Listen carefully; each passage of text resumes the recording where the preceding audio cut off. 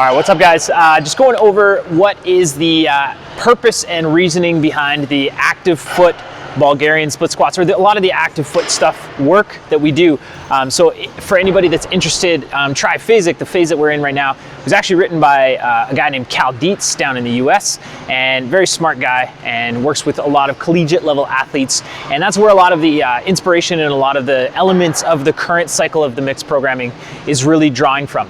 And so part of the idea with the active foot is that when it comes to sport, when it comes to activity, whether you're hiking, playing a sport, whether it's a field sport, whatever, often you're gonna be on the ball of your foot or on a single leg, okay?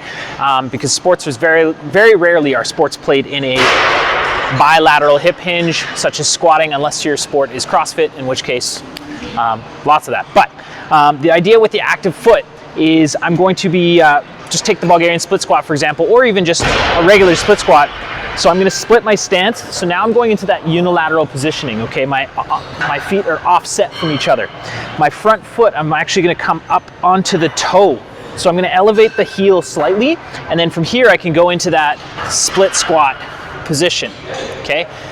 Trying to maintain control the entire time. So the more control I have, the better I'm getting out of this movement.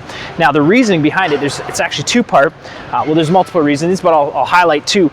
Is one, we want to build some strength through the foot and the arch and the ankle complex. Okay, the foot is a very important piece when it comes to athletic performance, and so I want to build strength through that arch. A lot of people often spend too much time in shoes or with orthotics, whatnot, and so we want to make sure that we have a nice strong arch and a nice strong foot and ankle complex. So that's part of the reason why with this split squat, coming down, again, maintaining control on the ball of the foot, okay?